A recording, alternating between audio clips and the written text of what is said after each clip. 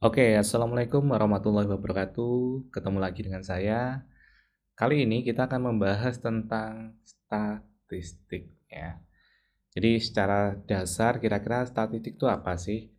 Kalau mungkin beberapa mahasiswa menganggap statistik itu suatu hal yang menyeramkan atau menakutkan. Nah, coba kita breakdown, kita coba ulas secara sederhana ya agar mudah dipahami lagi konsep dasar dari statistik ini.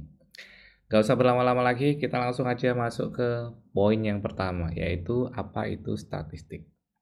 Oke, jadi ketika kita membaca atau membahas tentang statistik, biasanya itu kaitannya dengan grafik, kemudian angka-angka, kemudian rumus yang complicated. Nah, itu yang biasanya membuat mahasiswa itu pusing atau ribet ketika berhadapan dengan yang namanya statistik gitu ya.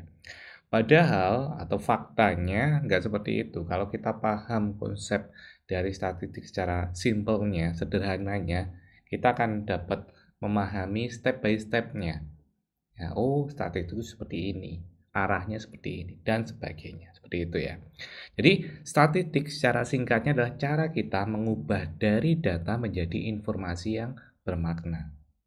Ya, jadi awalnya sebuah data untuk dijadikan sebuah informasi. Ya, itu adalah makna dari statistik. Jadi bayangkan kalau kalian atau melakukan penelitian lah ya dengan melibatkan banyak pasien, kemudian kalau itu tidak ada data-data statistiknya, ya maka ya sudah, artinya data-data dari pasien itu ya sudah gitu aja, nggak akan ada artinya. Tapi dengan adanya statistik, maka data yang kalian dapatkan, sebagai contoh mungkin kasus penyakitnya atau mungkin keluhannya, kemudian dikolek ya, dikumpulkan dalam 1 bulan, 2 bulan, kemudian setelah itu disajikan ya dalam bentuk sebuah informasi. Nah, disitulah akhirnya mempunyai value atau nilai. Oh, ternyata 1 tahun atau 1 bulan terakhir ini kasus yang paling tinggi di rumah sakit A adalah diare atau mungkin gastritis. Nah, itu informasi itu didapat ketika tadi menerjemahkan dari awalnya data diubah menjadi sebuah informasi. Ya, jadi arti secara sederhananya seperti itu, mengubah data menjadi sebuah informasi. Ya, itulah yang disebut statistik secara sederhana.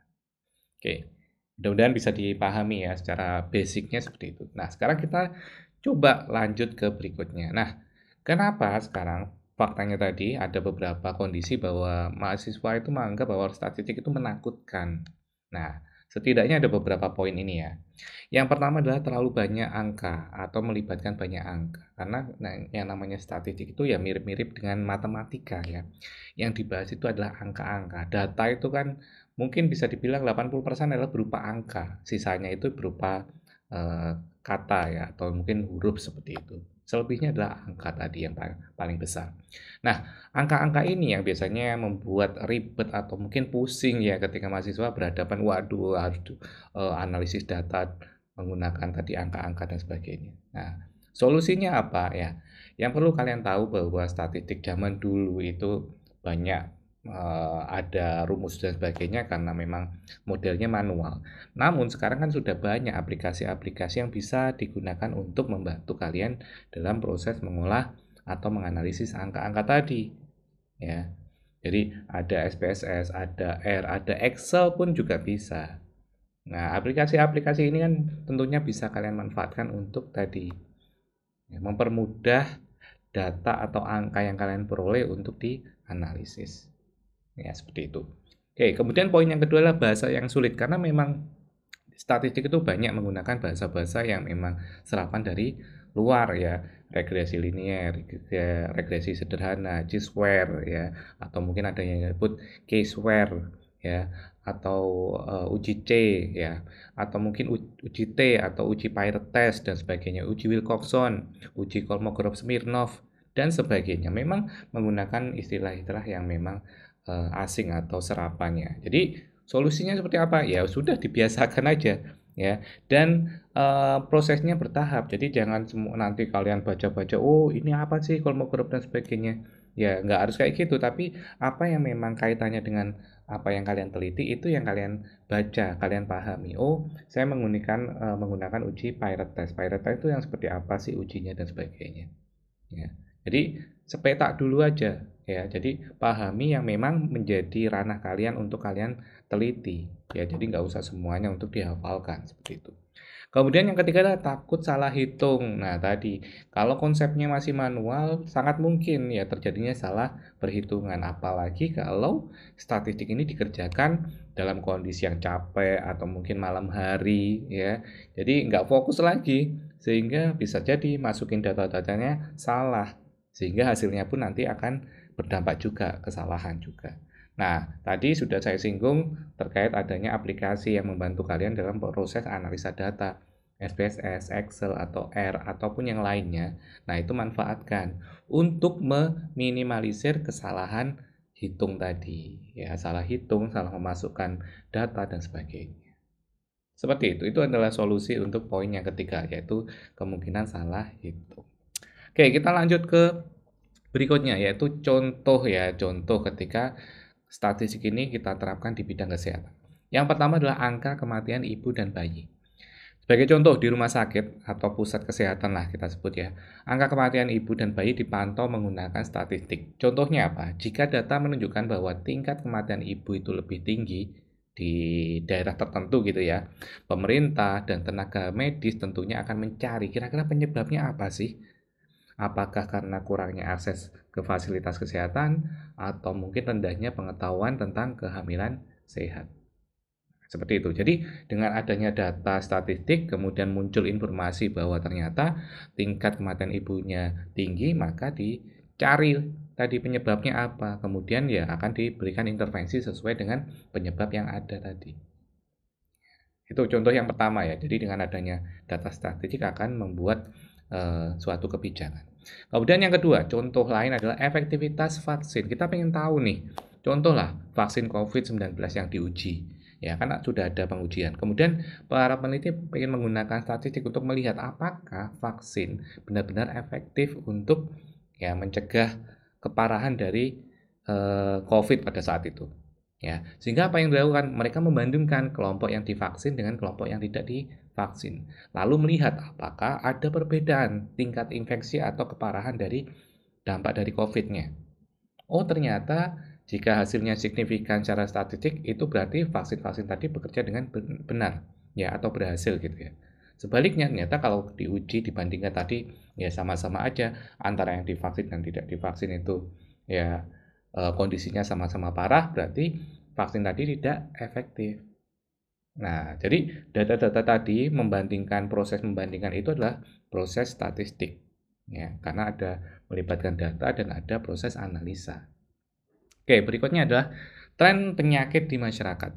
Contohlah di sini Dinas Kesehatan sering menggunakan statistik untuk mengetahui tren penyakit, ya seperti peningkatan kasus DBD atau mungkin kasus diare, ya gastritis dan sebagainya. Nah, intinya adalah jika data menunjukkan lonjakan kasus, maka pemerintah bisa melakukan tindakan pencegahan. Kalau tadi saya contohkan DBD, maka ada tindakannya fogging, kemudian edukasi ke masyarakat terkait hal-hal apa yang dilakukan untuk mencegah DBD tadi semakin merebak ya atau meningkat kasusnya seperti itu. Ya, jadi dari data diubah menjadi informasi, kemudian diubah menjadi suatu kebijakan atau intervensi dari pemerintah atau lembaga terkait. Contoh berikutnya, keberhasilan program diet dan gaya hidup. Ya, misalnya sebuah rumah sakit ingin mengetahui apakah program diet untuk pasien diabetes itu berhasil atau tidak gitu ya. Sehingga kalau kita konteksnya bicara statistik, maka mereka bisa membandingkan kadar gula darah pasien yang sebelum dan setelah menjalani program diet tadi. Kira-kira ada perubahan nggak selama 1 bulan atau mungkin 2 bulan? Oh, ternyata ketika ada perubahan setelah tadi diet selama 1 bulan itu terjadi penurunan gula darah yang signifikan, berarti bisa diklaim bahwa program diet ini efektif untuk menurunkan kadar gula darah pada pasien DM tadi atau diabetes mellitus seperti itu. Oke. Berikutnya, prediksi lonjakan pasien di rumah sakit. Nah, kalau kita bicara statistik ya, contohnya adalah dari tahun ke tahun ya, sebelumnya bisa menunjukkan bahwa jumlah pasien misalnya contoh pasien ISPA gitu ya. Pasien ISPA meningkat saat musim hujan misalnya. Nah, artinya apa? Dengan informasi ini rumah sakit bisa menyiapkan lebih banyak tenaga medis dan obat-obatan ketika kondisi atau musim hujan.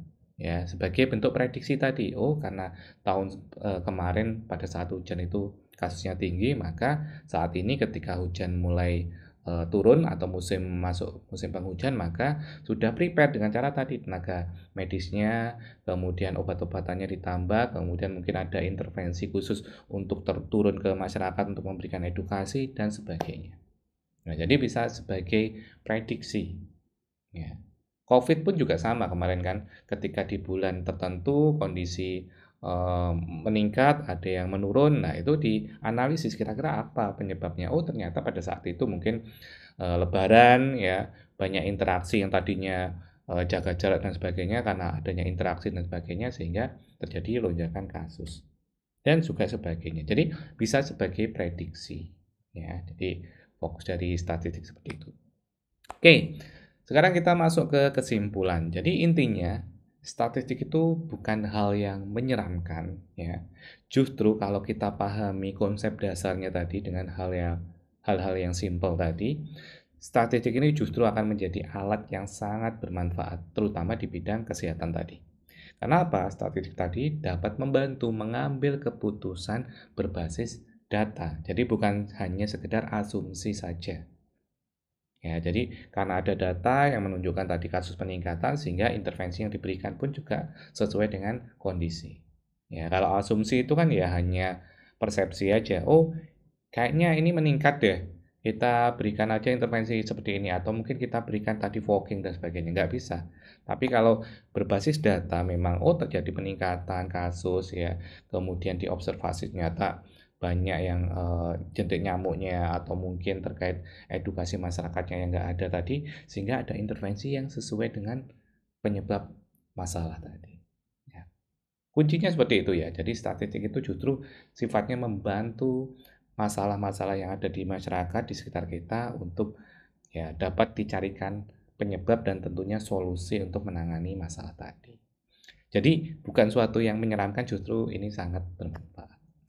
Oke, sekian ya pembahasan simpel terkait konsep dasar dari statistik ini. Semoga bisa dipahami dengan baik. Dan jika video ini bermanfaat untuk kalian, jangan lupa klik like-nya dan share ke teman-teman kalian agar lebih banyak lagi yang mendapatkan manfaat dari video ini.